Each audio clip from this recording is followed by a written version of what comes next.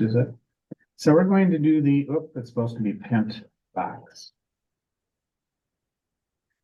So a honey box is very much like Pooh's honey pot. He's very attracted to honey. He'll do anything for honey. Well, the idea of a honey pot for penetration testing is you're trying to lure the bad people in. And earlier we looked at ChatGPT explaining it like you were 5. So do that. Go to ChatGPT and say, explain honeypot like I'm 5, or Copilot. Let's see what Copilot has to say.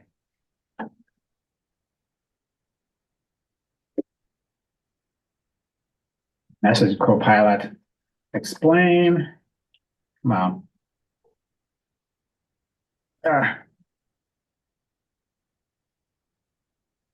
Honey pot like I am 4. So that's the first time I heard it was Eli 4. Oh, there we go.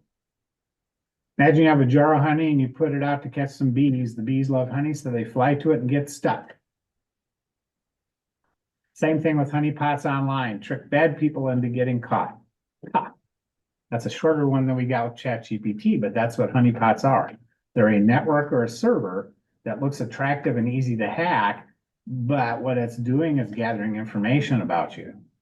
So we need to get that computer program onto our computer. So it's not in sudo apt. We're going to clone the code from the GitHub website. So in this case, we're going to get whatever the latest code is. So that means we're going to copy the code from this, and I'm copying this out of the assignment. So we open up our terminal and Shift Insert pastes into virtual or into Linux. And when I press enter, it's going to copy that all into a folder called Pentbox. I don't know why that's doing that. Take a brief pause. All right. So the next part is I already did ls to find out that oh, you are having. Okay, sorry. And resume recording. So it's there. My mouse is weird. So we're going to do cd change directory to pen, and I don't have to type in the whole thing. If I press my tab key, it does what's called tab completion. And that also is true of files. You can do tab completion to make your life easier. So now I'm in my Pentbox folder, and usually whenever I go to a new folder, I do an ls just to see what's in there. Well, what is that red thing? Archive. It's an archive. Yep. So we have to extract, it's like a zip file, but it's a different format. So we have to extract the files from this. I forget the command. Tar. Yeah, I don't know why it had, this is just part of the tutorial. X means extract, D something else, V verbose, and F something else. I don't remember exactly what they said. This came from the tutorial and it works, so I just kept it. Yeah. So we're going to use that guy Tar.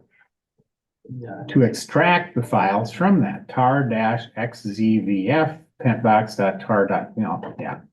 You can copy and paste it, or we'll do that. Oh, look at all that. Ooh. So yeah, it recreated everything. Look at all that stuff.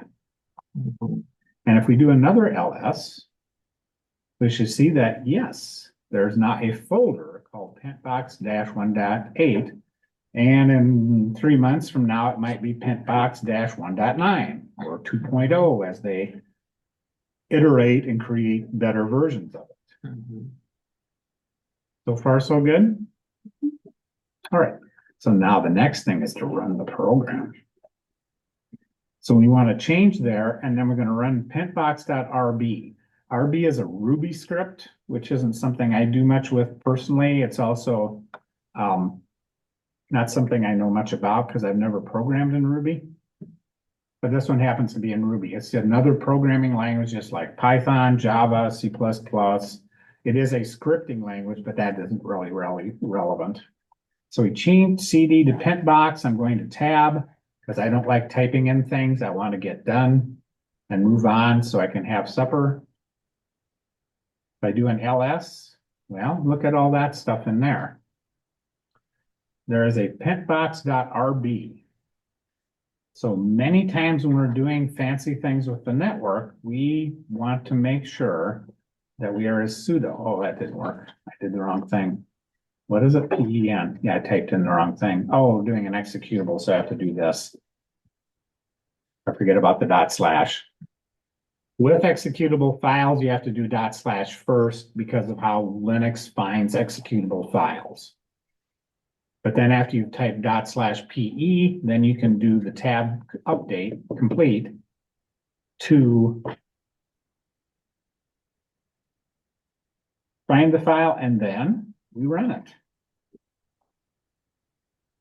And it does a bunch of stuff, and then there's stuff in here I've never looked at, but I found this tutorial and I thought, oh, this is cool. So two network tools. What are we going to do? Let's do a fuzzer. No, we're going to go honeypotting.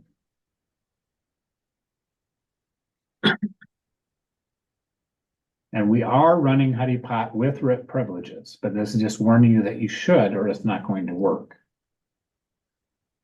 And we do fast, F1 for fast auto configuration. So what it's setting up when we do this, it's setting up a little script and it's setting up a little web server that's waiting for someone to connect, and then it's going to grab credentials from your computer. So everybody gotten to this part? Are you okay, Hope? Yeah, that was good. Okay. I'll pause for a second. Everybody else good?